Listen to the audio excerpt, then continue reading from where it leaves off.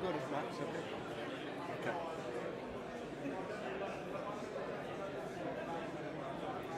Max?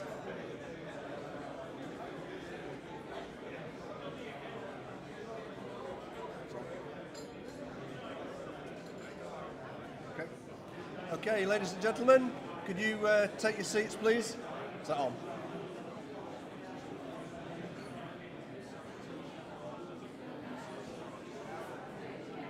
That includes you as well, Chris. You take a seat. You don't have to sit there. No. Okay. Is it on?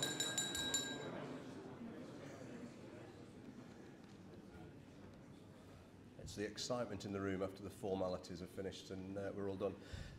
Thank you for coming back. I thought I might be stood here talking to myself. So, as you probably can imagine, we did have Stephen Greenhalgh, apparently is how you pronounce it. I looked it up on YouTube, watched the video, how to say it, and now he can't come. I'm not sure why he can't come, but it's the only bit that I've prepared for. I shouldn't say these things, but yeah, pronouncing his name, I thought I've got to get this right. Anyway, so as you can probably imagine, he's got other things to do today, or not, as the case may be. I'm not quite sure what that pans out at. But I guess irrespective, it would have been rather difficult for him to stand up here and talk about what we'd like to hear him talk about when everybody just wants to know one thing. So yes, he won't be joining us, but actually that means that we get more time to listen to our officers, which I'm sure you're all thrilled about, and it takes a little less pressure off me because I don't have to say his name again. So, has that gone off again? Sorry, there we go. So yes, a slight change to the agenda. But other than that, we're going to run through and go through. So I think we're going to try and use this as interactive. If you've got any questions about anything that we present, whether it's related or not, feel free, just ask. We want to if we can get some conversation going on, that'd be great. If not, take it as a bit of an update as to what we've been doing, but also perhaps some stuff that you might not have seen before. And I think we've taken some material from one of the webinars we've got coming up in the next few weeks as well. So, so we'll see how this goes. Hopefully stick to roughly the same timing. Have we got a time when we have to be done by, Mike or Nadine? So, lunch? Okay. Good luck with that. Okay, I'll try my best to keep us to time. So everybody else, the officers that are going to speak, they know that deadline now, so, and I'll try and run through as quickly as I can. So, I've got a rather difficult task at the moment because they're expecting some words of wisdom from me about what's happened and what's going on. But actually, if I do that, then I'll steal the thunder from everybody else who's about to come up. So I'm desperately trying not to do that. But what I am going to do, just looking back over the last 12 months, as Chris said, I've been involved with ASFP. Actually, it's coming up now to nearly 18 months. Actually, I did look back, and it's been quite a roller coaster. You know, we came out of COVID and we were doing the things we were doing. We were suddenly allowed to do events like this, and we at the same time increased our marketing and, if you like, online presence, whatever you want to call it. But it was one of the things that we would set back at the last AGM, is to raise the profile of the ASFP by whatever means that helps. Because we have an audience here that is very focused. We talk to each other a lot of the technical groups are people talking around the technical issues of an industry that's quite small, but we affect and we reach out as ASFP right across the construction sector. Our membership, as we've seen on there, is everything from contractors to distributors to manufacturers. So as a trade association, it's quite unique. It's not just talking to one aspect of an industry, but it's a specialist part of that industry. So the challenge we always have is how do we talk knowledgeably and promote ourselves when we're actually quite a small voice in a wider construction sector. So one of my challenges last year to raise the profile of ASFP, which I say we've done it through various means, and one of the things, as I said before, I should have said at the beginning, this has been live streamed. I'd be interested at the moment to see if anyone's watching. Maybe Stephen's watching, I don't know. But we could see how that works, but it's technology that we can embrace and use. And actually it's technology we used during the online training, so it's given us a sort of a boost to do that. So anyway, so we're now able to do events. We've had some very great successful events over the last 12 months, and that's building.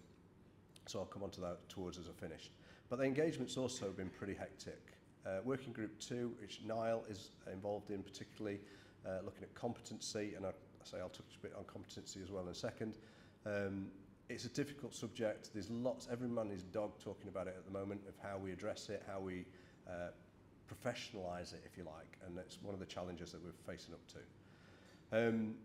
In terms of looking back as well, we've developed a new intro course, we've updated it, we've put it on a different platform, we've introduced different methods of assessment, and the demand for that course continues to grow, actually from around the world. I had a call the other day that we've got an inquiry to actually deliver the course face-to-face in Qatar, which seems like somewhere that we may or may not want to do it, but we regularly now get engagement from Hong Kong, the Far East, looking to do the training. Some of it just buy it and do it, but obviously it's based on basic principles, and they do the intro course and then move on. So that update of that intro course, which took place, I think it's about 3 or 4 months ago, it went live. We've seen a lot of tier 1 contractors take it up in hundreds of sort of bookings rather than 1 or 2 here and there. So that's helping us grow from a commercial perspective. We've also updated classroom and online foundation courses. That's an ongoing process. They sort of update all the time. And actually in the next couple of weeks we're introducing more online courses for as an introduction to installer of passive fire protection. So trying to now segregate the intro course into particular aspects. So there's an installer version coming out, there'll be an architects and designers version as well, and trying to tailor it a bit more, if you like, to the audiences we want to speak to, rather than have a one-size-fits-all. So that's going on. We were investing heavily in that in terms of going forward. We touched briefly on the Members Hub, and we're adding to that all the time. This is basically companies that want to engage with us, that want to engage with you. Because you're a business, same as everybody else, and they're offering various products, various services that they think you could benefit from.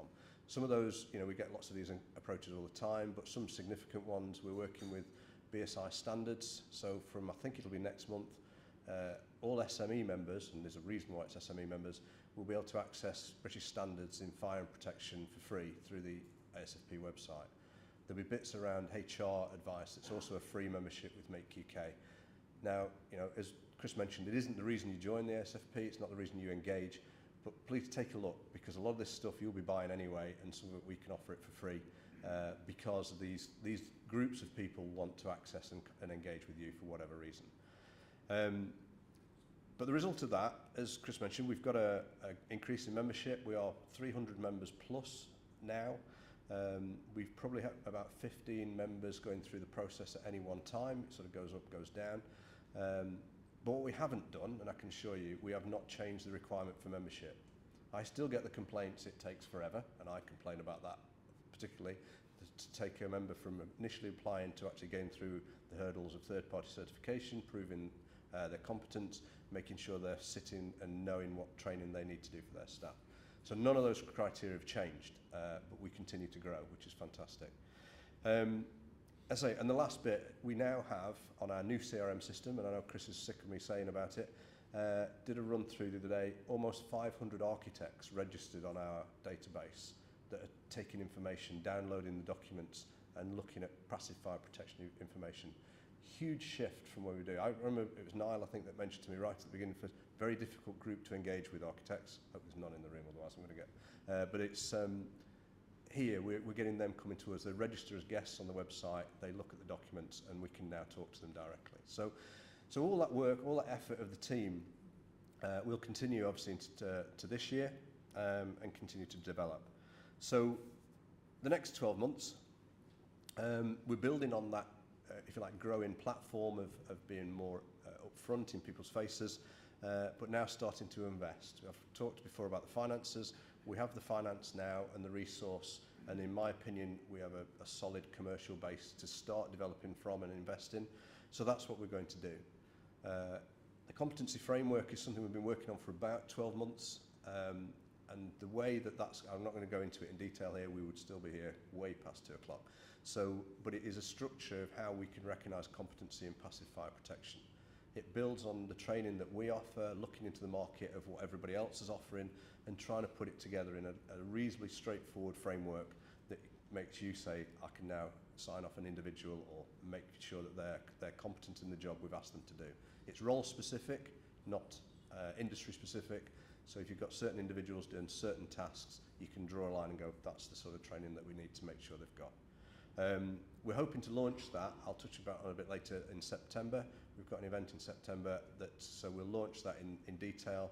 The lady and the guy that's been working on it for us, they're not here today. They are going to present it, not me, because they understand it much better. So hopefully we'll have more information as we get closer to that event.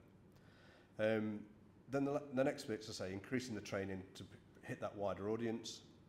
We're also got approval from council at the last meeting, which was 2 or 3 weeks ago, to invest in a practical training solution. One of the questions I've been asked since I started, you need to do something about practical training. It's very hard as a trade association to do that because it's quite a commoditised training service.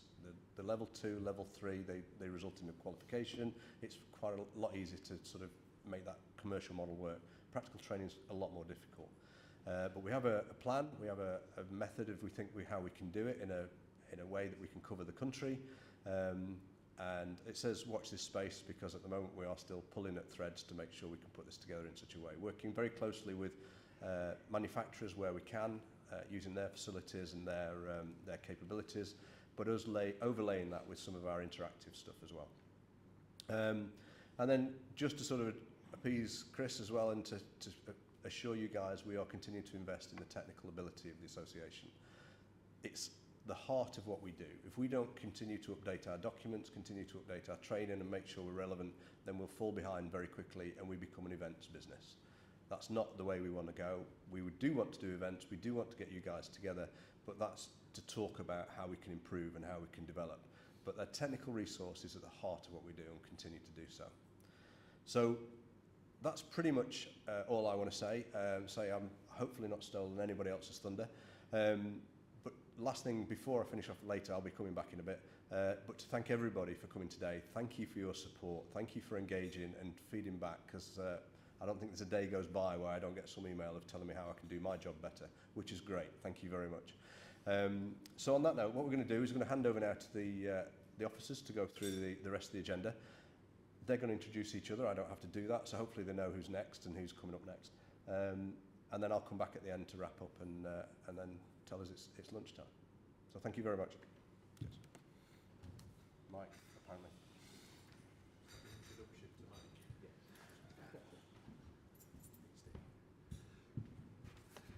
Ooh. Morning, everybody, again. Right, so first of all, I'm going to be everybody's favourite person because we don't finish at 2 o'clock, we finish at 1 o'clock. So I've given you all an hour of your life back today, so you can thank me later on. Good. Thanks for the flattering picture, Max. Excellent. Cheers. Right, it's the only one we've got of me, actually, that is any good. So while we're on the subject of operations, so I tend to sort of cover ops and I support marketing and various other things. For those of you who know me from my background, you'll probably understand why that is. So in terms of the team, since our last AGM, which was an online AGM, nothing like the grandeur we stand in now, we've invested in a few more people. And funnily, one of the things that Steve and I have been discussing with council about is, and when Steve was covering off on the financials, clearly we're in a very healthy financial position. But it does create a nice problem to have. And that, of course, is what do you do with a problem like the surplus? And part of that actually is investing in people. We are investing in things. Max has got lots of toys, which he uses to make me and the rest of the ASFP team look good. That if you see us at trade shows or watch us on Tinterweb, you'll see all of that. But we're actually investing in people. We're investing in resource, skills, and talent. So there's a few new names here that are between the last AGM and this AGM. So we have Lauren. Lauren's our operations admin, so she supports Georgina in events and training and supports me in some of the operational stuff. The very handsome chap at the top, who does cut a fine image, as somebody described it as a sort of BA cabin crew photograph.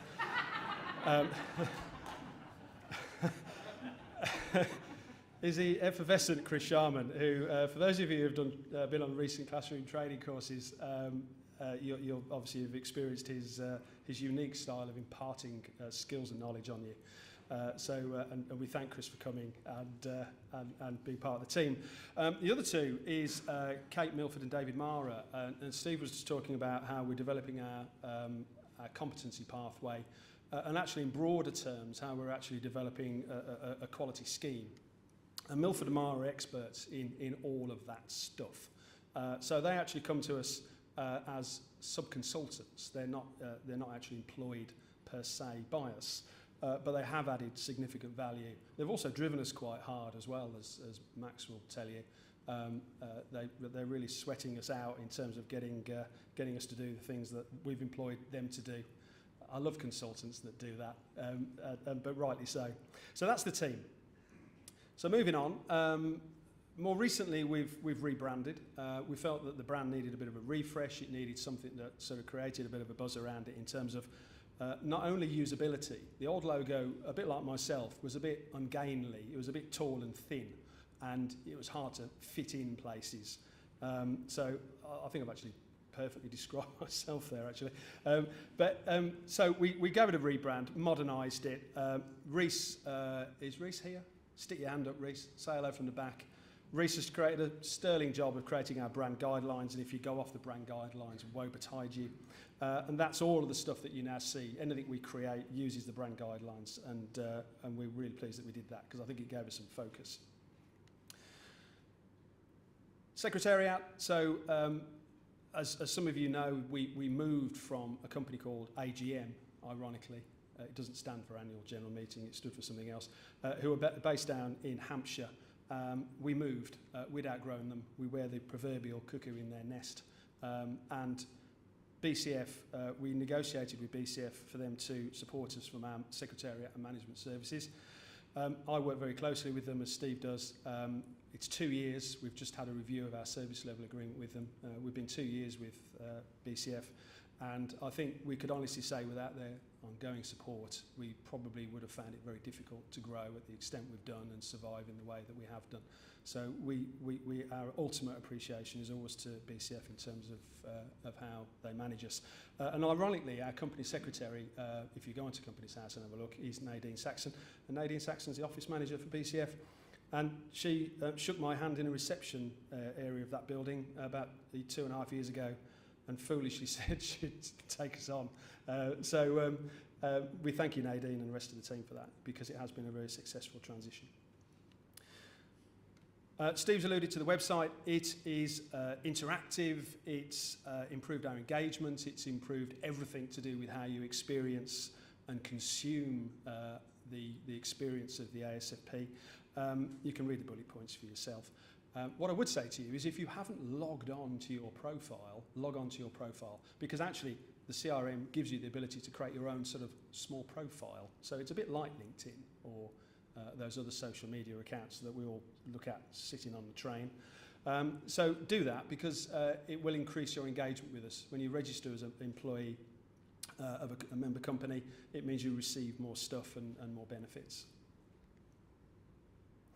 And then the inimitable ASFP TV, which I can assure you I'm an unwilling advocate of it. I do have an apprentice in waiting in the name of Reese, who I am desperately trying to coach into doing more stuff. Eventually I will have to step down, just because I sincerely believe I do have the perfect face for radio rather than anything else. But as you can see from the results, our engagement has massively increased. This is live streaming today. We have a huge amount more subscribers on YouTube and on LinkedIn, and we're getting greater engagement from the sort of people that Steve was talking about in terms of people who've registered on the CRM, like everybody upstream of your core business. If we're talking core business, for us it's manufacturers and contractors. So all those people upstream, all those architects and designers, and all those people downstream. So facilities management, inspectors, so local authority building control approved inspectors, all those significant stakeholders and influencers that actually give you greater business opportunity are engaging with us on a far higher level, and that's good for you as members, because it justifies what you pay for effectively as membership. But if you want to get involved in ASFP TV, give us a call, because there are some people here that have. Where's my friend from Encon? Excellent. Did you enjoy your ASFP experience? Indeed. There you go. You are welcome to come and see me and Max on the ASFP TV sofa at any time. Moving on. So Steve mentioned the hub. Rich Green. Where's Rich Green? Put your hand up. Stand up, Rich Green. Excellent. A fine figure of a man, I think you will agree. Rich has came in about a year ago as our commercial guy to basically try and transact a lot of the opportunities that used to come across our desk. And we do get an awful lot of opportunities. As a trade association, you attract a lot of interest. Some of it not necessarily wanted, but quite a lot of it actually has some great opportunities. And the trouble is we had a limited resource and we're a small team. And it was trying to, A, understand where the benefit of those sat for you as members or for us as an association. But moreover, the amount of time it took to actually turn those into something tangible and value-adding. So Rich has come in and he's starting to work on all of these. So if you're a contractor, you now get a discount on Chaz.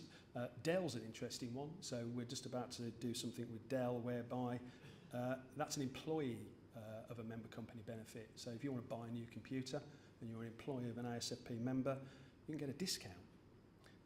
So it's all of those things that, you know, may not be for the reason for joining, but maybe actually keeps you as a member because, you know, your car insurance, your gas, your electric, your house insurance is all through the ASFP.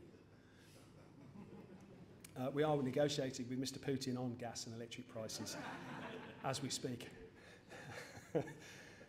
And then Ignite. Well, who would ever think that a magazine in paper form would be as popular as Ignite? It was one of those things that we wanted to do purely because we hadn't done it before. And we know lots of other trade associations do them. I'm a member of CABE. It's the only club that would ever let me in, so I joined. And you get 10 issues a month with CABE. We're not quite that dynamic, so we do 3. A year, which we thought was a reasonable thing to do without boring everybody to death or chewing up loads of rainforests.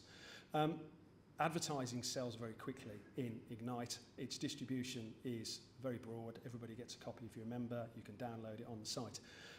If you want to get involved in Ignite, if you have an editorial you've written that is to do with passive fire, if you want your photograph in there with an award, of course you have to put yourself forward for an award, get in touch with Reece or myself.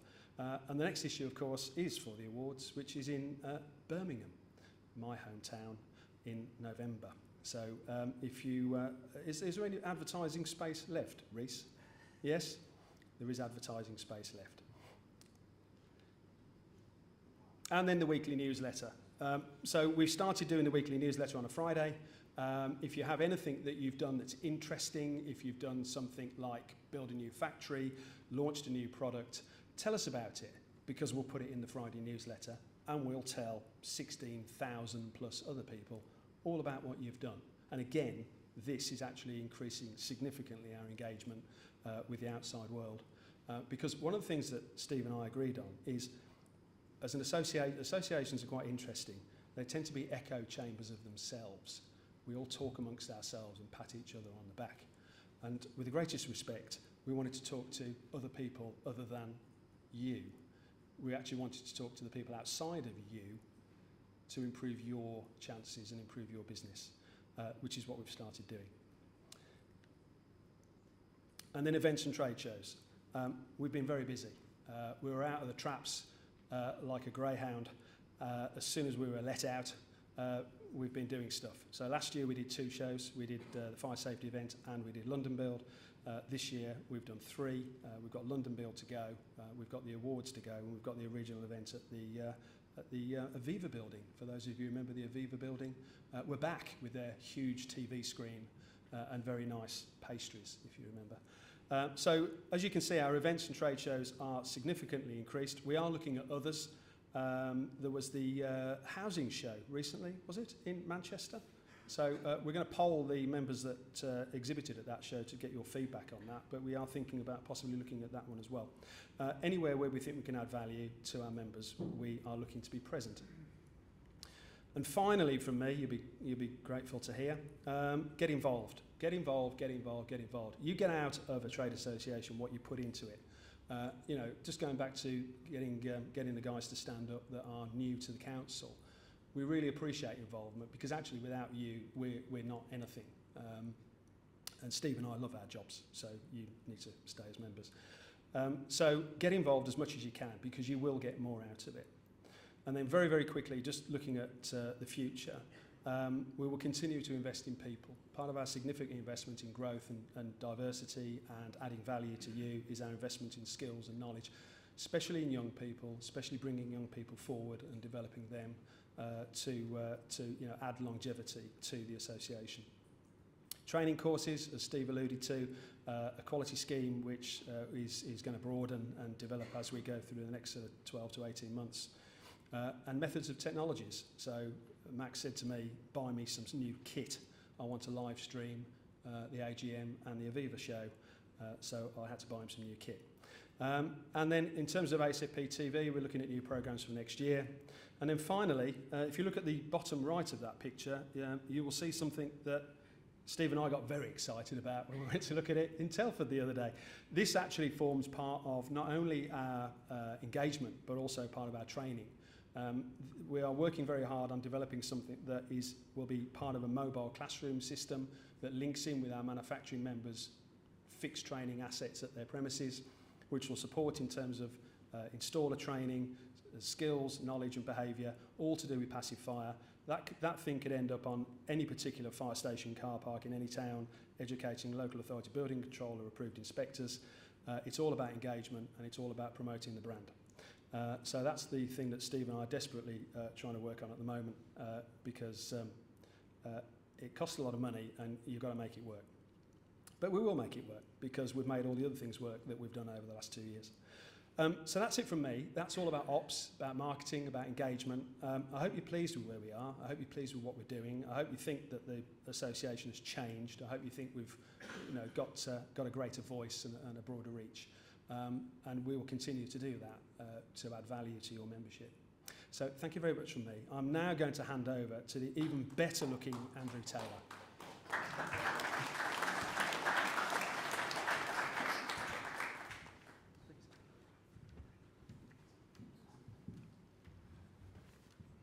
Morning everybody.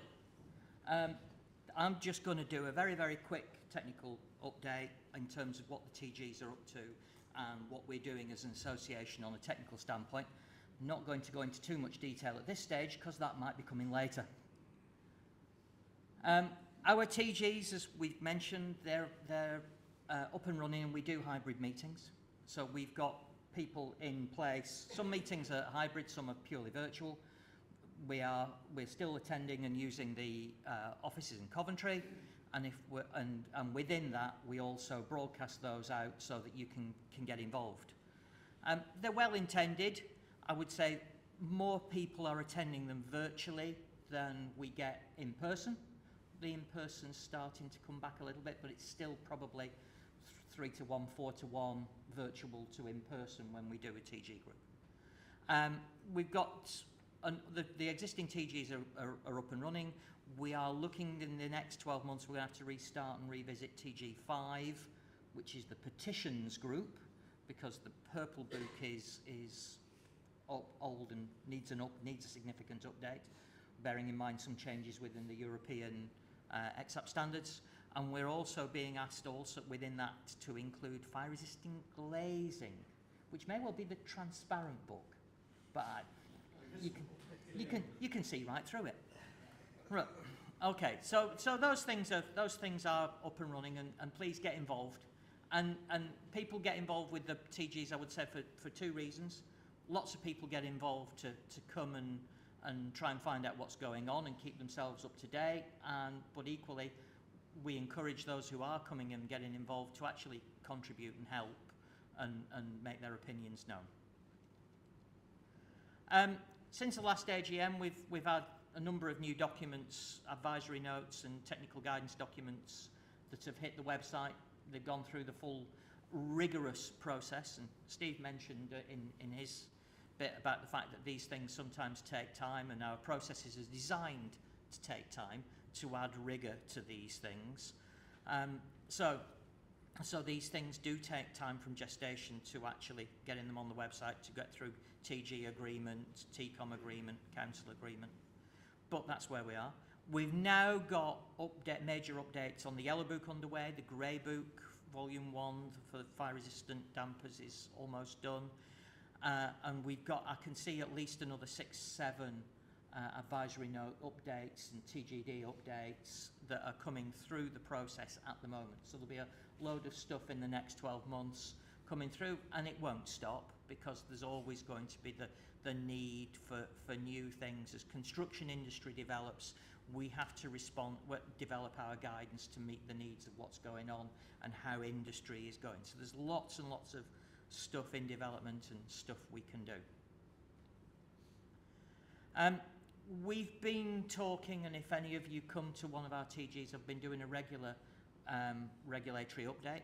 The next regulatory update webinar is on Wednesday next week. So come along to that. And one of the common topics there has been the fallout of Brexit and how that's affected construction product regulation in the UK, which is important for our manufacturers. We know that the end of CE marking will come at the end of this year. We are told by government it will come at the end of this year. I just note of caution that it needs some secondary legislation, and we haven't seen sight of that yet. But the converse says that it needed a piece of primary legislation to go through to enable that to happen, and that has gone through. So that's that. They've recently published some new advice on ABCP System 3 products, which doesn't actually affect many of our ASFP systems, but it will affect some products that some of you out in the audience make, sell, use. But for most of our product families, CE was a voluntary thing, and we can do UKCA going forwards. We're going to talk a lot more about this in the webinar next week, or a bit more about this in the webinar next week. I don't go into too much more detail. We've been keeping an eye on legislation again through our regular updates, and we will talk more about this in no doubt before we finished here today, because I was looking forward to hearing the government minister come and tell us all about the Building Safety Act. That was going to half write my webinar for next week, what he said. We are aware that there's been a big argument between government and Construction Products Association. That's an association put forwards of different companies that make, and different trade associations involved in construction products, of which we are a part. The argument was over who pays, and that ended fairly abruptly with a fairly terse letter from former Secretary of State, Mr. Gove. So no doubt that's not the last we'll hear on this topic. Gove was quite bullish. God only knows where we go next. However, with this, one of the key things within this going forwards is there is a path to see at some sort of mandatory third-party certification for products. It's some distance away, and so we will need to plan with each of the TGs what that will look like for each of the product areas. That's going to be a big piece of work that we as the ASFP will need to do to help government shape policy, to help BSI shape the standards over the coming years. Those two about record keeping and BIM and risk aversion in construction. I'm not going to. We see it, but I'm not going to talk about it now. We'll come back to that later. So that's little tease. What?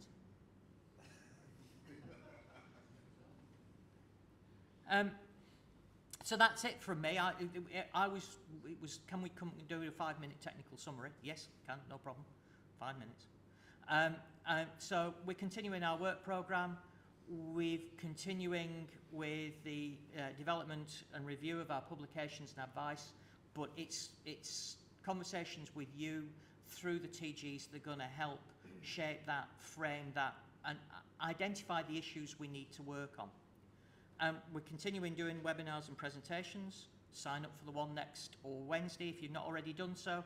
And of course, all of this is done with the aim really to help drive up the quality of the installed passive fire protection systems to make safer buildings and to deliver that going forwards. And without any further ado, I'm going to jump off the stage and I'm going to hand over to Niall, because Niall's on next doing his regulatory update. Niall.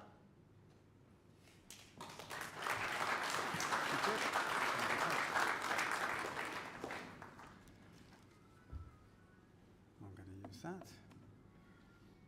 Right, good afternoon, ladies and gentlemen. It doesn't seem that long ago since I was up here as your CEO. In fact, some things never changed because my phone even remembered the Wi-Fi code, so they've obviously not changed that in the last 3 years. Andy and I work quite closely. There's quite a bit of overlap in our roles, but I'm going to major on regulatory, which is what I do. So I'm going to talk briefly about 2 pieces of legislation, which is the Fire Safety Act and the Building Safety Act. The Fire Safety Act is a simple one, well, should be simple, in that it changes regulatory reform fire safety order, which is the piece of legislation that says if you run a business, you have to carry out a fire risk assessment, a suitable and sufficient fire risk assessment. And what the Fire Safety Act does, it takes a lot of words to basically add external walls and flat front doors into the scope of a risk assessment. Before, risk assessors tended to do front doors, but they didn't do external walls. And then, of course, Grenfell came along, and that's all changed. Initially, this wasn't welcome because it was worried that not the remembering of flat front doors or walls, but the whole Fire Safety Act, because they were concerned it would leave huge bills for freeholders to pass on to leaseholders. And that was something called the cladding crisis, which you may have heard of. The other issues of it is the supply of fire risk assessors that can assess walls. Because many fire risk assessors can do internal parts of building. They might be able to do, it's a broad church, you've got to do active fire protection, you've got to do means of escape, you've got to do passive fire protection, you've got building layout, health and safety legislation. There's a whole load of things you need to know about. And suddenly they've got to be able to external walls. So an army of people is needed. In fact, the Fire Safety Federation says the new legislation, the Fire Safety Act, is a perfect storm for fire risk assessments. And there's still no defined competency for fire risk assessors, despite the work in Competency Working Group 4.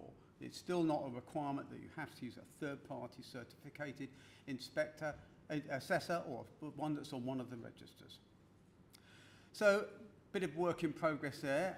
How that will be resolved, I don't know. I suspect, again, there will be a push towards third-party certification and increasing skill. And people now will rather not say, oh, I'll take this assessor on because he's cheap. They think, well, he might be cheap. Is he on one of the registers he's certificated? I'm not going to take the risk. That's part of the change in culture. Moving on to the Building Safety Act. And just to remind you again, there will be a webinar next Wednesday, which Andy and I will be presenting on. That recently received royal assent and published in May. And there's a whole little graphic there. You've probably seen many of these. We've done some before. We've got the gateway stages, planning permission, permission to build, and permission to occupy. We've got a new regulator in terms of the health and safety executive. And a new regulatory regime for HRBs, that's high-risk buildings. But there are 3 issues that the government's been concentrating since January. The first one is construction industry, in inverted commas, must pay. That's a very broad term, the construction industry. Who do they mean? Do they mean the developers? Do they mean, what about the architects and engineers that design the building? What about the people who manage it? It's quite a broad church. And the developers have signed up a deal, an unprecedented deal, to use the ex-Secretary of State's term, to pay for remediation, including internal defects. Everybody majors on cladding, but there's often problems inside the building to do with fire stopping, fire doors, etc. And that's more concern, I would suggest, an interest to our members. And as Andy mentioned, the other body, the Construction Products Association, negotiations ended very abruptly. It's gone very quiet, which is probably a good sign. So the other thing the government wants to do is leaseholders to be protected from buildings and to restore common sense to assessment of risk. And there we have, I quite agree with that, because we've moved from a situation where oh, that'll do, to, no, this door has a 5mm gap at the top edge, so you must replace the door set. Kind of crazy type of stuff. So there's a bit more common sense coming on there. But what about non-cladding defects, you know? Lost the thing there. Okay. Just bear with me a second. All right, okay. Non-cladding defects. Remediation to must include historical internal defects. A press release from the 28th of June that says that qualifying leaseholders will have robust and far-reaching protection from costs associated from non-cladding defects. And there is something called the Defective Premises Act, where the liability has been extended from 15 years to 30 years for design and install, and for 15 years for products. And there will be concern over long-standing liabilities. If you look at this in terms of a graphic, you end up with something like this. This is quite a popular graphic that's been doing the rounds, in that you see there's more below the line than below the waterline than under the waterline. Up above, the ex-Secretary of State, the buildings above 18 metres, the £5 billion comes from the Building Safety Fund to pay for cladding repairs. And cladding repairs for intermediate was supposed to come from an industry safety fund.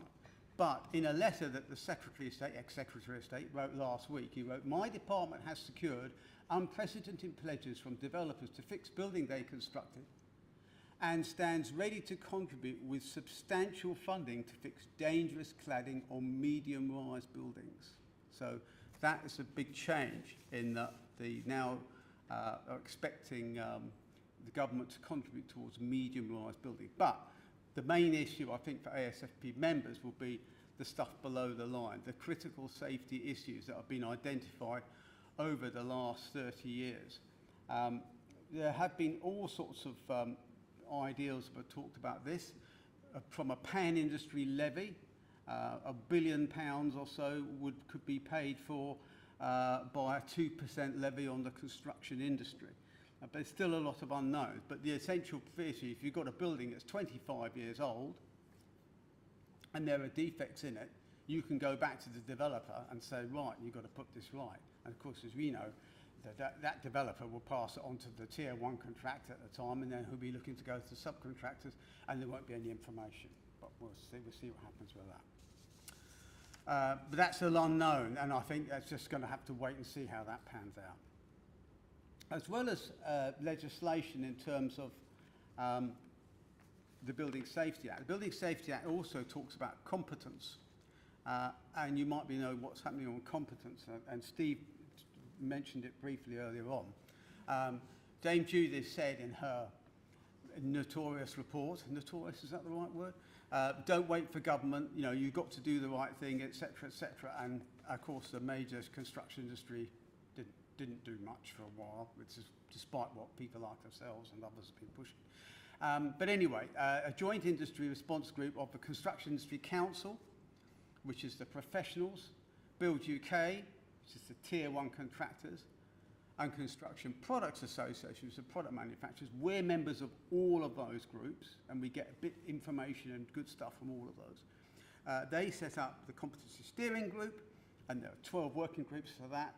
ASFP sits on 3 of them. Working Group 2, that's myself. Working Group 4, I think Phil Brown, and Working Group 12 on products that Andy sits on.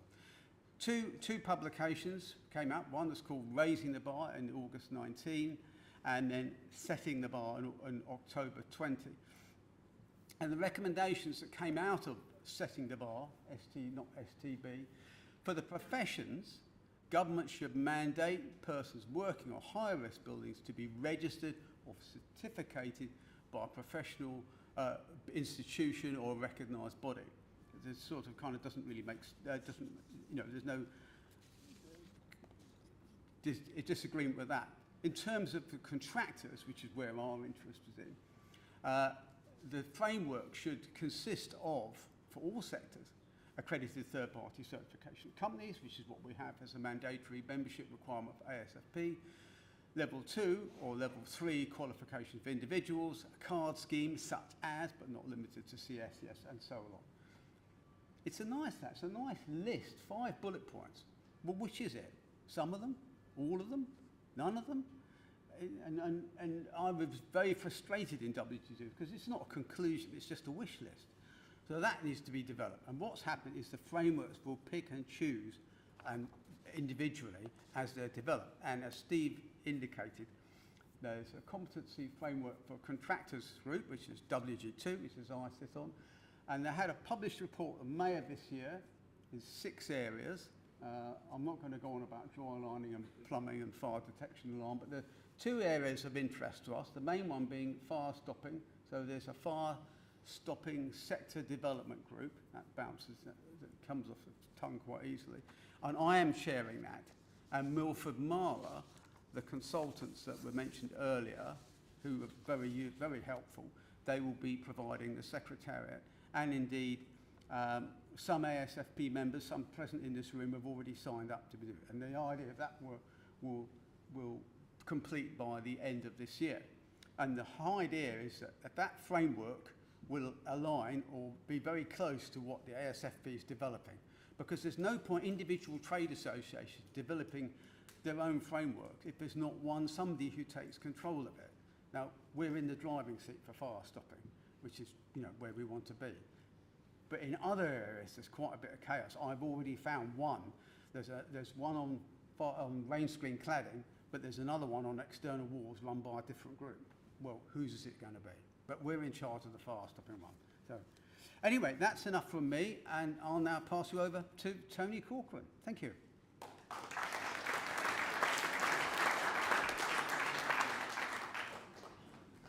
Cheers, man. Thank you. Thanks very much, everyone, and it's good to see a great number of members that are with us today. Not only members that have been with us for quite some time, but also members that have only just joined us on our journey. So thanks very much for being involved, and I hope you get everything out of the association that you're looking for. So just moving forward, I just want to obviously cover some information about our membership position. We've seen some figures earlier on today. So I just want to go through and have a quick 5-minute run through where we are with regards to the numbers that we brought on and what we're looking for in the future. So I think everyone's really aware of the fact that the interest within the ASFP and how that's grown and how that's developed, no part, as a result of the amount of work that we're undertaking now and really developing our voice within the industry. So the interest in membership remains really strong. And we've seen some of the figures and the number of people that are looking to get involved in the association. And as I say, the profile has increased dramatically. The industry position and our strength of voice is really something that every member can take advantage of and utilise as part of the benefits of membership.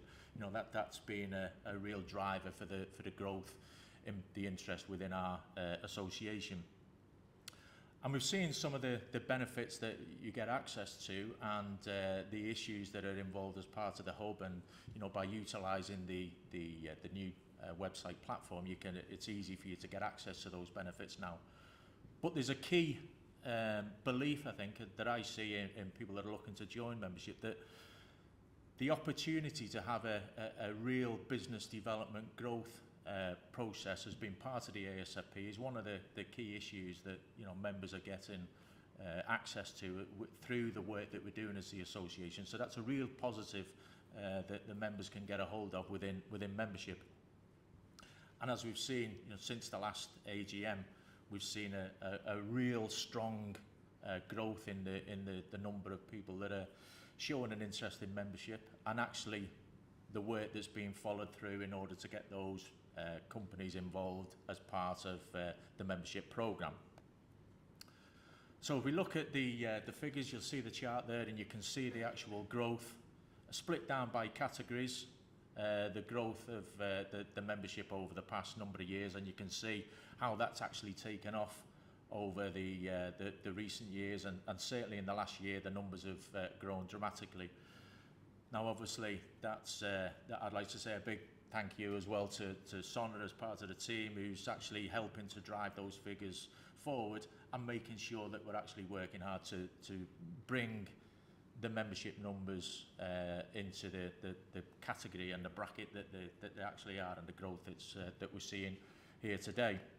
So if we break that down, so since the AGM of last year, we've actually took on 71 new members. Now that's a real significant growth figure, and you can see the categories there as it's split down. So that's, as Steve said earlier, there's installing contractors, we're bringing on manufacturers, distributors, we're also bringing on international members. We've seen the interest that's growing in international countries for the training. Well, it's also there and evident for membership as well. We've got the affiliates who are falling into the provision of the services within the membership hub, but we're also bringing on the primary contractors as well. We've got a number of primary contractors which are on board now, and there's also the individuals as well. So you can see the breakdown, but obviously the contractors are taking the lion's share. So 47% of the members that come on board are within the contractor sector. But it's great to see that spread across the whole industry, and each member that's coming on board is actually seeing that there's a benefit for them in their particular sector to be part of the association. So it's a real positive to see. So on the flip side of the numbers that we come on, we've seen the figures of the within the session this morning. Throughout that time, we've suspended 3 members, which is all part of the in line with the association bylaws about the requirements of membership. We heard how the time it takes to actually get a member from showing an interest through all the requirement stages to the approval stage. It takes some time and it takes some work, but that's because there's requirements that we need to meet as laid out in our bylaws. So there's 3 members that have been suspended, and we've had 12 resignations. Now the resignations that have occurred, as you can see there, people that are no longer operating in the passive fire protection industry, so there's no need for the membership. Individuals who are becoming part of now a new member organisation, so there's no need for the individual membership because they're now part of a group member. And also retirement and moving on in these individual members. But you can see the churn in membership is really low if you're looking at the numbers that we're taking on. And as we've seen earlier, the growth that we've achieved has took us over 300 members now as part of the association. So it's a great number, and what that gives access to is an ever-expanding pool of expertise within the association. So if we look at the opportunities going forward, so they're the numbers that we've took on. So we've still got quite a strong pipeline of interest in membership. We've got 10 active applications that are going through the approval process at this moment in time. We've got another 20 plus prospective members who have given a verbal commitment that they are looking to join membership. So there's a real strong positive outlook on the membership. And again, that's across the whole spectrum of membership as well. So that's a real positive. And again, outside of that, of those that have committed to, there's also a group of prospective members across the whole industry that I'm in contact with, again, to bring in members within different areas of the industry, which will be a benefit to us all. And again, that's the ongoing sector development. The promotion activity that we've heard and the voice that we have in the industry is having a real positive impact on creating that awareness. But we're also targeting new sectors as well. Andy mentioned in his talk earlier about the fire-rated glazing, but we're also looking at the fire-resistant glazing structures and the system houses and those installing those particular products as well, which again will bring a positive impact to the whole industry and to the ASFP membership. So I just wanted to touch on as well, we talked about the work that we've done on the promotional side, but I just wanted to touch on again about what members can actually access and how you can actually utilise being involved in the ASFP.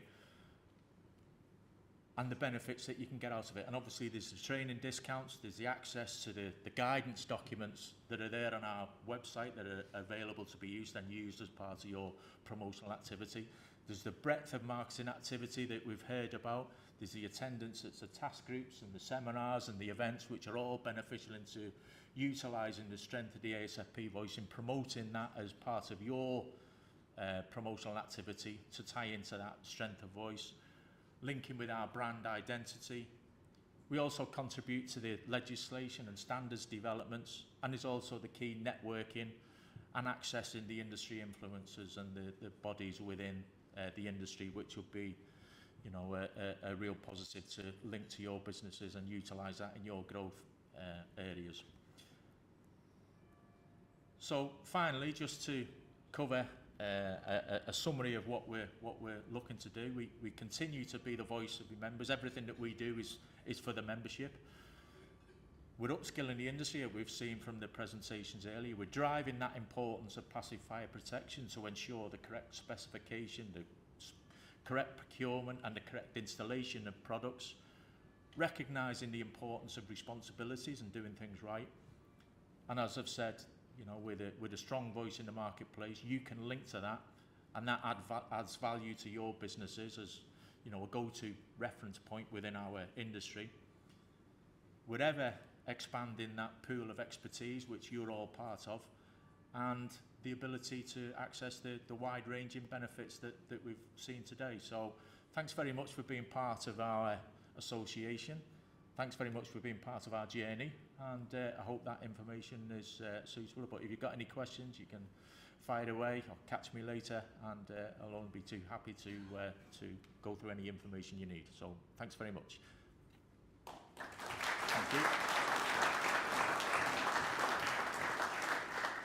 And I'd just like to hand over to David O'Reilly, who will give you the ASFP-I update for Ireland. Thank you. Cheers, David. Thanks, Max. Does that really look like me? Sadly, yes. I put a picture up there earlier, which was one that Wilf took back in, I think, 10 years ago in Birmingham, and I was laughed at, so they figured I needed to be updated. What I want to do this morning, it's great to be back, first of all. As 2019, we were last here. I was looking forward to celebrating 10 years, but, you know, that's one of those things that hasn't happened. We've heard a lot about fire safety legislation and how it's evolving in the post-Grenfell era. I just wanted to touch on a couple of points that are relevant as to what we're doing in Ireland and how that is happening. So just moving on. First thing just to say that our building regulations are very similar. You've ADB and we've TGDB, same principles. Where we differ is when we look at building control and fire safety management. We have very clear direction which is coming from government in terms of the legislative strategy, but it's reactive. It's reacting to events. We've strengthened the building control system, which was post-priority hall eviction of people from a residential property in North Dublin, and we've had a task force report post-Grenfell. So we know where government is trying to get to. One of the issues we have is that from the regulators' point of view is they want to see building regulations, building control regulations and fire safety legislation as three separate elements. We feel that they need to be pulled together, and that's one of our agendas. The big change, the cultural shift that took place in 2014, I mentioned Priory Hall, some of you will be familiar with that and some of you won't be, but big shift was 2014, building control amendment changed. The building control regulations changed. What they did was they followed the Ensuring Best Practice document in many ways, and I'll come back to that in a few minutes. We're moving on to a new Part B, again similar to what we've been experiencing here. But one of the things that we've been pushing as an association for some time is information.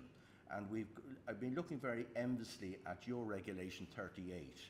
which basically, I'm going to read the bit. The aim of Regulation 38 will be achieved when the person responsible for the building has all of the information to enable all of the following. And they talk about implementing the strategy, maintaining fire safety systems, and effective fire risk assessment. Unfortunately, when our regulators decided to adopt this and come up with a new regulation B12, they decided that it was sufficient to put active systems in there. So we gave them some new wording and put passive systems in there. So that is we understand is being adopted, and the document is due for release in the next couple of months. They also, within the review post-Grenfell, they looked at extending the benefits or the progress made under BCAR into existing fire safety management in existing buildings. We have a code of practice for fire safety assessment of premises and buildings, and I wasn't going to say this until Niall mentioned their competency there. To submit a fire safety risk assessment of a building to the local authority, they require you to be a registered architect, chartered engineer, chartered surveyor, or a chartered member of IFE. So it's a top-level qualification. We now have a draft for building owners and operators, and again, we've made submissions along that way. One of the projects we've been working on as an association is to look at a code of practice for the life of the building when it comes to passive fire protection, looking at the various elements that build up that process. And one of the key parts that we decided to put into it was the designer should consider the availability and limitations of certified systems, the competence, knowledge and experience of the installers, but also those who own the buildings and operate the buildings. That's a big challenge for everybody. When it comes to design, we split design to design delivery, and we looked at all the various people that should be involved. When every part of the equation is present at the beginning, things happen, and things happen correctly. One of the key bits that was brought into this by our working group consisted of one tier 1 contractor, and they produced this mock-up and basically said that if you don't have benchmarking at the beginning of a project, you're not starting in the right place. It allows installation standards to be set. It should be the established norm for all construction products, and it can consist of, as we see a mock-up here, or it consists of a product sample, so people know what they should be looking for. It should be agreed prior to commencement, used to induct site personnel, and an agreed inspection framework.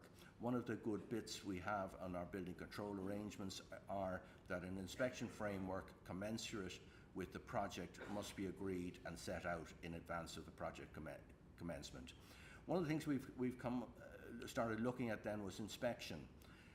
And it's becoming more and more prevalent within our contractor membership is that the quality control, the quality inspector is doing that work, and that's becoming the key person involved. That can be done in two ways: before, during and after photographs, destructive testing, and the whole point of this is that this is something that's then available for a third-party inspector to come along and avail of that. How am I doing time-wise? I was given 5 minutes. 6 minutes. Looking at back at the beginning, one of the things I say at training courses, I deliver the training in Ireland. One of the things I always say, if you want to read one book on the passive fire protection, this is it. It takes you through from cradle to grave: design, specification, installation, inspection, management and maintenance. If you haven't read that for some time, as most people probably haven't, go back and read it again. In the light of current situation, it's very relevant. I just want to finish by thanking Dave Murphy's name was mentioned earlier on in terms of he served on council representing the Irish membership for 2 years. Aidan O'Connor, prior to him, was a council member. He was also Advocate of the Year, I think in 2019, 2018, 2019. Rob O'Byrne is our incoming representative, and welcome, Rob. I hope all works well. There are some people that exert a major influence that we meet as we progress through life. One of those for me is Wilf Butcher. Delighted to see Wilf here, and I think his photograph is reasonably good. But without Wilf, ASFP Ireland would never have happened. Thanks, Wilf, and thank you for your time.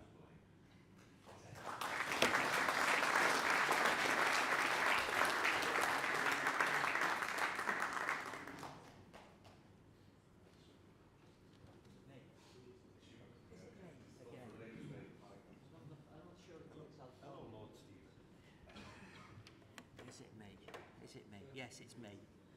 Right, at this stage in the process, we were meant to welcome to the stage Lord Stephen Greenhalgh, the Construction Minister.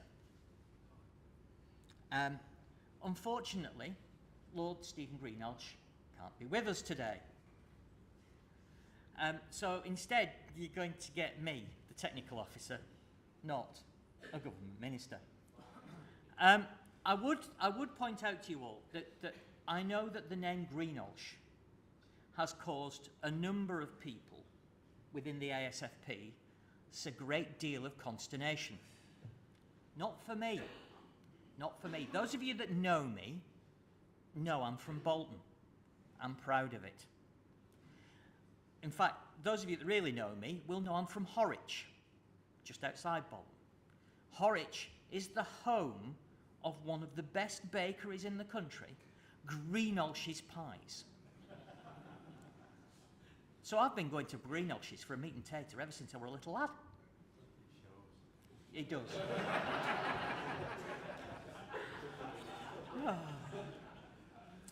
So when I got the phone call last night, or a text message last night, about 7:30 that said, Andy, might have a problem here. Government minister's probably not going to show.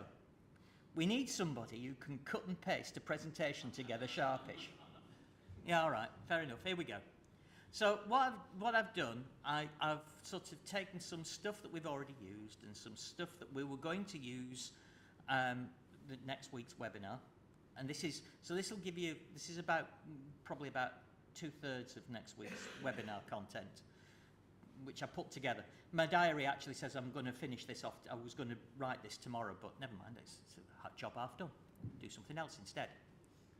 So if we're going to look at the Building Safety Act, let's consider where we've come from to get to the point we are today.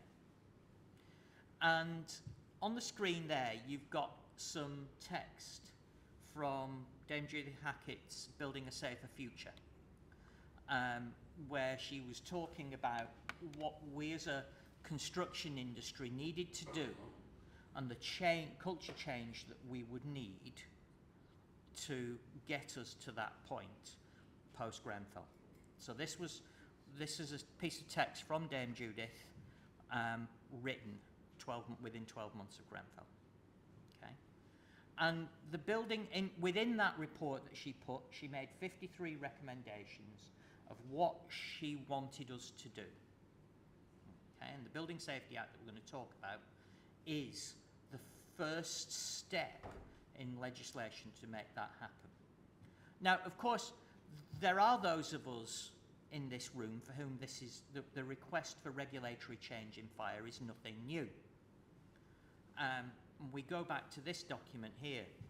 2003, the ASFP produced a document which was actually funded by which is called the Department of Trade and Industry, which was ultimately, it was that part of DTI that's now been hived off and moved round from department to department and finds itself under DLUC. And we got a cross-industry team together led by David Sugden and wrote this report and recommended that improvements were needed across the board, okay, for design, installation, from design all the way through to record keeping and maintenance, and that really the way to achieve that was going to be regulation. And here's a piece of text from the foreword of that document. Okay, that's 2003. This was written, highlighting the need for a regulatory change. So we've got the two pieces of legislation that government came up with. They were previously known as bills, the Fire Safety Bill, the Building Safety Bill. They've now got to the extent that they've passed through Parliament the Fire Safety Act, the Building Safety Act. The Fire Safety Act, Niall's already touched on it with this slide earlier on, bringing external walls and flat front doors into the scope of the old regulatory reform order. We don't quite know at this stage what other shapes of front doors are going to have to do. Sorry, terrible joke. But it's not even my joke. It was one that I've nicked, but never mind. So that's, it wasn't welcome when it passed into law, but obviously the whole leaseholder piece has moved on since. There is also, we've got the fire risk assessors capable of doing external walls, hence PAS 9980, but there is, not only is there a no defined competency, there's also a massive problem with PI insurance for people working on external wall systems. You know, there's an awful lot of PIs policies come with don't touch external walls. We know that this will be implemented alongside the building, when the Building Safety Bill, Building Safety Act comes into, so it looks like that's going to be, broadly speaking, the January next year, that will come into being, or at least that's where it stands at the moment. Building Safety Act. Now, one of my concerns in writing this, and we're putting this together last night, as I say, and I had the television on, and halfway through compiling what I was doing, Michael Gove got sacked. So I went back through the presentation and changed it again. And I would say that so one of the challenges, in actual fact, if you look at this, the government's been determined that leaseholders should be protected from bills to fix unsafe buildings. To be honest, I think we'd probably all agree that's a good thing, because let's face it, a leaseholder hasn't got the skills to understand what they would do. Well, you know, the complex technical intricacies of buildings. Government has said that construction industry should pay to fix the problems for which it is responsible. Maybe that there is equally a sort of what's the phrase? That we've seen people out there having an opinion that in actual fact government has some skin in this game, because their regulations may not have helped or prevented us from getting to this point.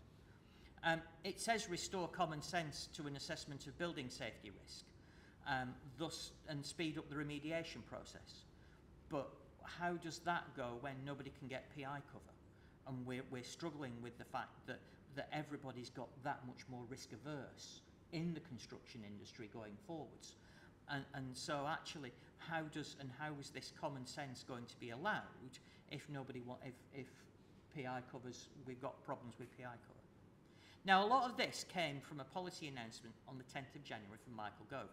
And one of the things, if you watch that, there was one of the things that struck me was, on the back benches, Rob Jenrick was sat there. He made a speech as if to say, it's all very well for you to stand there, Mr. Gove, and make all these grand pronouncements, because I couldn't do that when I was Housing Secretary. And you wonder what the new Housing Secretary, who I think is a guy called Greg Clark, who's just been appointed, not me neither. And so whether he will have the same political sway, the clout, and this will remain as a forefront issue or not going forwards, which obviously with Mr. Gove being there it was, don't know. And of course the question with who pays, as I mentioned, the conversation between Construction Products Association and government ended with this very, very terse letter where Mr. Gove says he's instructed his officials to do whatever to make sure that construction products manufacturers pay their share. Okay? Now, this is, you know, the fact that it's all gone quiet, actually, it worries the living daylights out of me, because there is something coming in back play. This has not gone away. This has not been forgotten about. And as Niall said, there is a problem, this extending the Defective Premises Act to 30 years, retrospective, so stuff that's been built in the last 30 years, 30-year limit for construction, 15-year limit for products. There's a massive potential there. And again, how does this affect when you consider that you've got this against a common sense approach in assessing fire risk, knowing that full well at some point, at any point in the next 30 years, somebody could come and revisit and go back over what you've done, what's been done before. So there is a level of worry and uncertainty in this going forwards, and the events of the last 24 hours haven't really helped, have they? So the who pay thing is going to rumble on, I would imagine, over the night. And of course, it includes historical internal issues. So that's going to include, it's going to include fire stopping, potentially structural fire protection as well.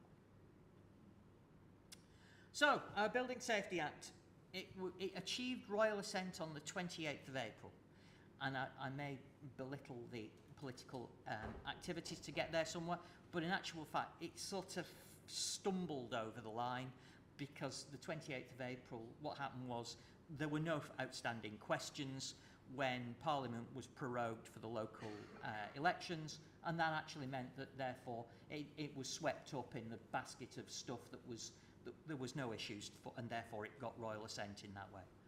The final act was published on the 16th of May, and as we've already said, it's enabling legislation to implement all the 53 recommendations that Dame Judith made within Building a Safer Future, except for the fact that the text that's actually been published removes the legal obligation to have a building safety manager for a high-risk residential building. Now, principal designer and contractor remain, but government's been worried about the fact that having a principal, a building safety manager might bring more unnecessary costs, and they think that all the things that they wanted the building safety manager to do are already there as somebody else's responsibility anyway, so why create that extra thing? But you know, that was a recommendation, and it was seen to be that's being put to one side. So you wonder how many of the other 53 ultimately will not make it through. Government gave us this as a framework. He says, have I got a... No. No. So where we are, this is the timeline to get from the building safety bill being started through to everything coming into force. And where we are now, we've got to the second box down the line. Bill receives royal assent and becomes law. So we've done that. So we're now into box 3, and we've already got the draft regulations. The draft secondary legislation was published in October last year. There's now going to be a formal consultation on that, and then that'll all get drafted and published consultation response, and it will get through till we've got something. The whole thing comes into force. What government expects, and this what slide's nicked off the government website, is that once we get royal assent, and that's the second red box, the second red blob, we go all the way down through this timeline with all sorts of bits of secondary things coming into happen and coming into force, and you can find this on the government website. If you go looking at gov.uk, Building Safety Act, you can find this timeline slide there. Now, there is, Niall put this one up as a little side picture, but I thought it's worthy of some further discussion, okay? Because we've got the Hackett gateways here, okay? And these are going to be 4 relevant buildings for high-risk residential buildings, more than 2 dwellings and more than 18 metres, you're going to have to go through these stages. You're going to have to talk to the health and safety executive, who's the new building regulator, about these situations. Okay. Gateway 1 is pre-planning, it's permission to design. Gateway 2 means you've designed it and you get permission to construct.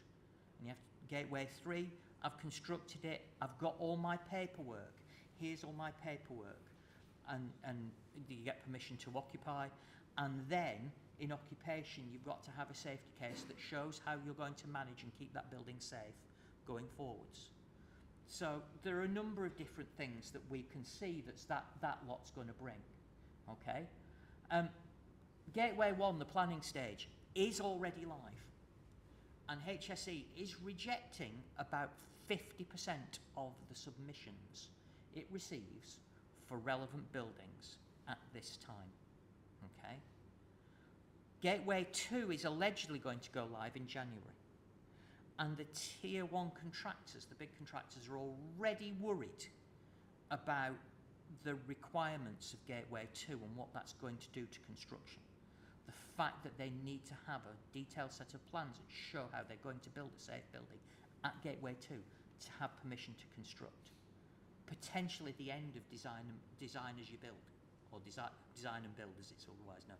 Potentially the end of contractor design portion of contracts. These things are going to have to be considered, and HSE is going to have to, and it will be interesting to see. So, a number of tier 1 contractors that Niall and I have spoken to are really worried that that's going to slow. I mean, Gateway 1's already having an effect on them. Gateway 2 could be massive. Okay, all right, and so there's that, and then beyond that, Gateway 3, when we get to completion, you're going to Regulation 38 that David mentioned. You know, the requirement for record keeping of what you've actually built is going to be phenomenal compared to what we do nowadays. You know, how many times do you get to somebody ring you up and say, I've got an old building I could just do with some help? All right, sure, no problem. What have you got? I don't know. I have no idea what's been built. You know, there isn't the record keeping there. It's going to have to be. And HSE have said with building certificates and safety cases, not knowing what you've got is not an acceptable answer. Okay, so obviously there's some awful big changes around that for some big buildings coming. In terms of where we are with construction products, there's some construction product regulation provisions in Section 9, and it does say Secretary of State is given lots of powers, and there we go, we'll put an asterisk because I didn't know who the Secretary of State was when I wrote that. It's now Mr. Greg Clark. Still don't know who the Secretary of State is. And equally, how long he'll be the Secretary of State for. This is one of the problems that we've had. We've had half a dozen different Secretaries of State in charge of MHCLG and DLUC during the thing. We've had umpteen Ministers of Construction during the thing, and we never seem to get a decent relationship with these people to help them understand some of the intricacies and the things that we do. But here we go. We'll canter through this lot because I'm sure many of you have seen this already. Regulations. We're going to get a piece of commercial consumer legislation applied to construction products, the general duty of safety. And the secondary legislation that we were talking about in October is still the most up to date, but there's going to be consultations that potentially will change as we get through this year. This safety critical concept is still in there and seems to be the cornerstone. I don't see that disappearing. I do see all our products being within those that all our products that are currently of voluntary certification will end up mandatory certification. We've only got one that's mandatory. So, no doubt you've seen this one before. 3 different things. We've got the general duty of safety. So manufacturers are going to have to do the thing on the left-hand box there, a general duty of safety to make sure it's safe before you even start. On the right-hand box, we've got the existing regulatory approach for former harmonised EN standards, designated, what's now called a designated standard. That affects my friends in the room who know anything about dampers, fire-resisting dampers. Sorry. And then then everything else will also end up in the middle. So everything in the left is in the left box, dampers are in the right box, and everything else is in the middle box. And that's where we'll end up in terms of the regulatory regime for construction products. For those of you who don't know anything about general product safety requirements, can I point you towards two new British standard publicly available specifications, PAS 7050 and PAS 7100. 7050 is the code of practice for bringing safe products to market. 7100 is one about product recalls. They are free to download from BSI. So if you're going to bring a product to market and you want to know what you need to do from a general product safety requirement, it's all in that 7050. It talks about making sure you've risk assessed. It's about risk assessing it, risk managing it, making sure you understand what it may be used for, what it may not be used for, and to take steps to make sure that it's used appropriately and safely. Beyond that, safety critical products, there is going to be a group set up, the Construction Products Steering Committee, and that will have they will be looking at maintaining this list of safety critical products. Safety criticals, the risk of death or serious injury to any person if the product doesn't do what it's supposed to do. And there's a whole little loop that goes round that says industry leaders will propose products to be added to that list. BSI will write product standards and or test standards as necessary. We get an implementation period, they're on the list, and then you have to comply with that regulation. And that list will get reviewed as you go through. And the other thing that's worth mentioning is that loop will also potentially apply, if government decides that that's the way it's going to go, to look at and revise designated standards that we brought in from Europe and that were outstanding as that have been brought in through transition and have become designated British standards. Then if we want to diverge from that, that's the loop it'll go through. So there's a whole load of tasks that we've identified that our manufacturer members will need to do. There's in terms of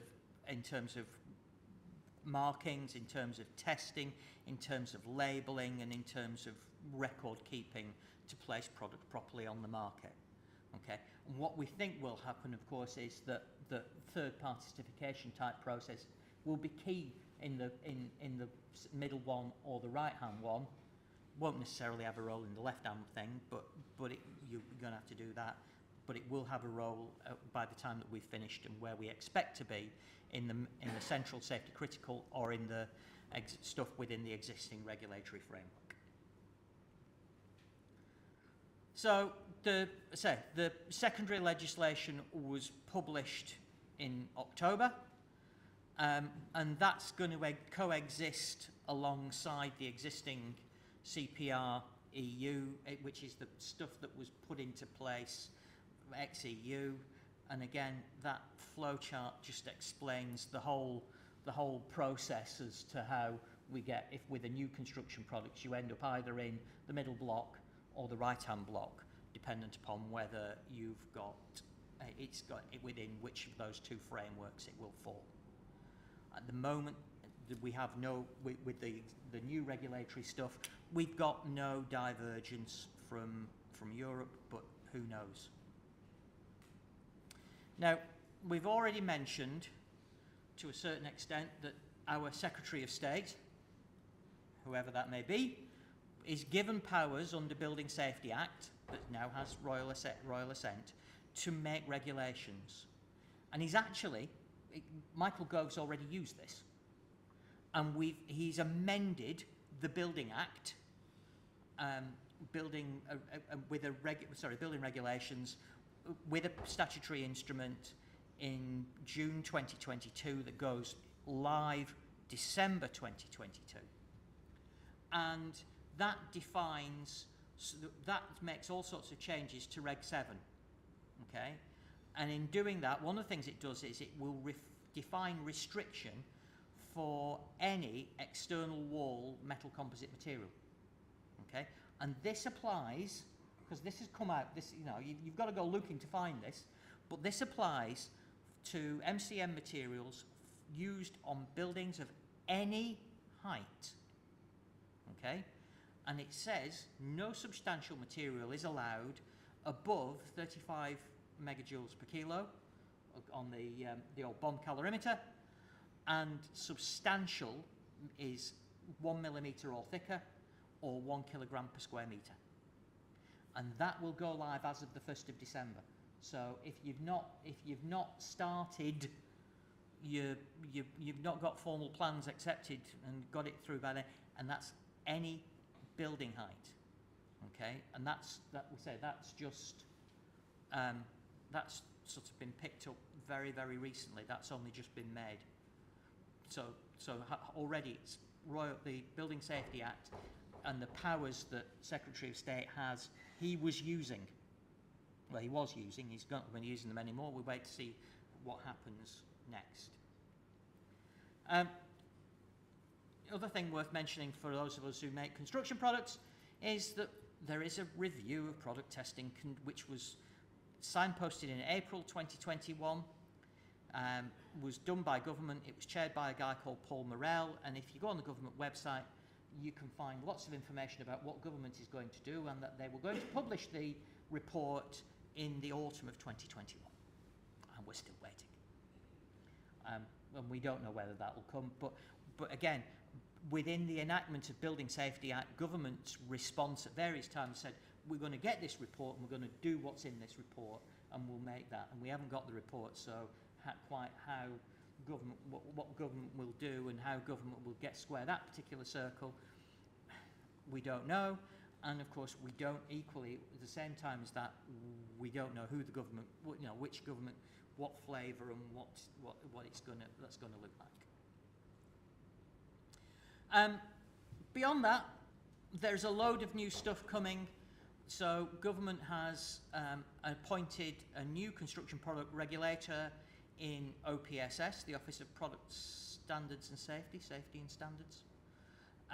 And they're looking, there's a whole host of things. There'll be a whole load of market surveillance and enforcement powers. It's not, to be honest, it's not new stuff. It's using existing, they will be using existing consumer legislation and existing trading standards legislation, and the OPSS people will be a national team working with local trading standards as necessary. One of the challenges has always been that for local trading standards, some of this stuff is just too complicated. It never goes anywhere, it never goes any further. Well, that's now, there's going to be a national team behind that. And OPSS has been out trying to recruit construction product expert, a register of construction products experts to help them with that on an ad hoc basis. Niall's already touched a bit on competence, so there's some of these I don't need to talk about much, but of course the regulator is maintaining a committee on industry competence, and basically there will be competence requirements imposed on those working on high risk buildings. And I'm sure you're all aware, and I could probably get you all to repeat, that competence is based on skills, knowledge, experience and behaviours. And if you haven't got SCEB in your mind now, where have you been for the last 12 months? And you've never seen this presentation, because we've been talking about SCEB for ages. So HSE established what was called the Interim Industry Competence Committee, but now the Building Safety Act exists and HSE is the new formal is no longer a shadow regulator, it's the regulator. That loses its interim tag, so it's just the Industry Competence Committee. And the people that were assigned to that, that's a 2-year role, and I think they're 12 months, it was appointed about 12 months ago, so that will be revised in about 12 months' time. So in response to that, after we had setting the bar, which Niall mentioned, BSI was tasked by government to produce a whole new suite of competency standards. The headline document, 8670, was published in May 2021. May 21. We've given a copy of that, and that the work that Milford and Mara have been doing with ourselves on our competency framework, it has that at its core. So we're making sure that we're compliant with that code of practice. Allegedly, it was published as a BS Flex, and the way that the Flex process works is it's published as a Flex, we use it for 12 months, and then it's meant to go for another formal review before publication as a formal BSI, but I'm not aware of that review starting. But that review should be imminent. BSI was then tasked to produce 3 standards for the key roles: principal designer, principal contractor, and building safety manager. And as far as I'm aware, all 3 drafts, including the building safety manager, which may or may not be necessary, are now ready for approval and have been since about April, May 22. But again, that process seems to have stopped. So I guess there's a lot of just waiting and seeing how things pan out over the next 6 months before we go back and we revisit those. Niall's already mentioned that we've been heavily involved. Niall's been heavily involved. I've given a little bit of information to Milford and Mara, and we've now got this competence framework within sort of being set up within the industry response group, working group 2. For contractors and we're doing one on fire stopping specialists, so that there will be some sort of competence framework that comes from that. Okay, there's the other industry response groups. I think there's a full and blown and formal report meant to be coming out in the autumn from the whole thing as a third and final as these things go forwards and these things try and come to market. There was something else I wanted to cover here, but for the life of me I can't remember.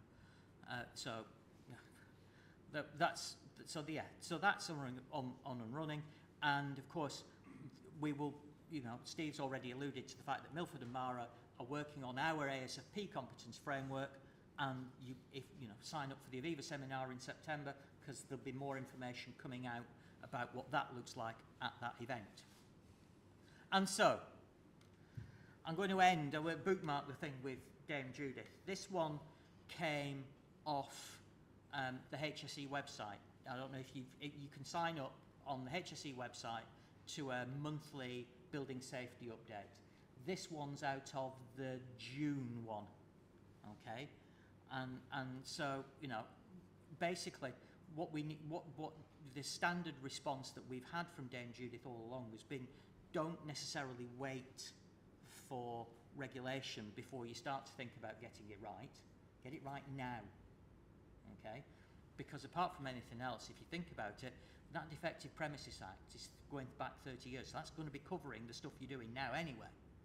So think about it, get it right. We need to improve, and it's not just about improving the culture of the industry, because I do get passionate that there's lots of people in the room here that I've known for a long time and have concentrated on wanting to do the right thing. In my past life, when I worked for a manufacturer, we were clear we wanted to do the right thing. And so one of the things that we need to do, our association needs to do, is demonstrate to people that the culture that we have is right, and that our members do the right thing, and so that we are seen as being the experts in this field. Okay, and within that, I said that takes me to the end. Building Safety Act, yeah, there are all sorts, within it you can see all sorts of regulation that's going to bring significant change about, with the caveat that I put there last night, if we ever get there, because with the political situation, this is within the hands of the politicians, and we should see where we get to. And with that, I'm going to, have I got a few minutes for some questions and answers? Have I not? Have I not? I've got 2 minutes. I'd really like some questions if there are any, if only because if you've got some questions now, I've got half a chance that I can try, if I can't answer them, I'll try and answer them for Wednesday's webinar. There's one down here at the front. Just hang on. Just you have a microphone, sir. you think building control are ready? Because, I mean, it's very complicated, everything you've just explained. And we're all, I wouldn't say experts, but we know a little bit. Building control have to know about everything. And suddenly, they're going to have to sign off on this. Everyone's risk averse. Are they not going to be the same? What we see more and more is that building control are risk averse and unwilling to accept things, even you know, sensible things that you know, if there's a vague question in the regulation, yeah, are they ready? Possibly not, but there's only one way we can get. You know, we have to explain and we have to put our point of view out. Can I add something? Yeah. Because what I've seen is that they're reverting back to test reports. Mm. You know, forget certification or assessments or anything. They want to see a test report done on that installation there. And that to me is a backward step. We should be going away from basic test reports. So I'd support Andy. No, they're not ready. I don't think. Any other questions? Have I stunned them into silence or bored them to sleep? Yeah, probably. It wouldn't be. All right.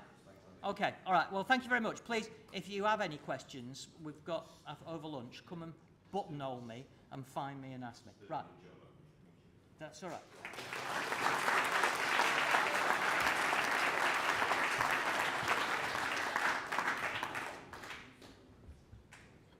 Right, before I move on to that, thanks Andy. So yes, my job is just to wrap up, and I've got a couple of announcements. I would say it mentions there about events that are coming up, and I'm aware I'm stood between lunch and before we can be released from this room. So just to sort of bring it up, we've mentioned it a few times. This is an event that I believe ASFP have held at Aviva Stone before. In fact, that might even be Niall stood there, I think, on the photograph. So we're planning on launching, as I say, the competency framework at this event. We are trying desperately to get the tier ones there and the insurance industries to look at this, so to look and be educated that we are doing the right thing. So it's a big event for us. Hopefully, I say it's a new one in the calendar in terms of around the competency framework, but I'm sure it's probably on the website already. So if you're interested in coming along, you'll see that you'll be able to book that. And then again, we've mentioned it a few times, we have the awards ceremony each year. This time, much to Chris's annoyance, it's in Birmingham. We did Manchester last year. It was a great event, and it was convenient for me because I live as part of it. This time we're making it more convenient for Mike. Who else we'll pick on next, I'm not sure.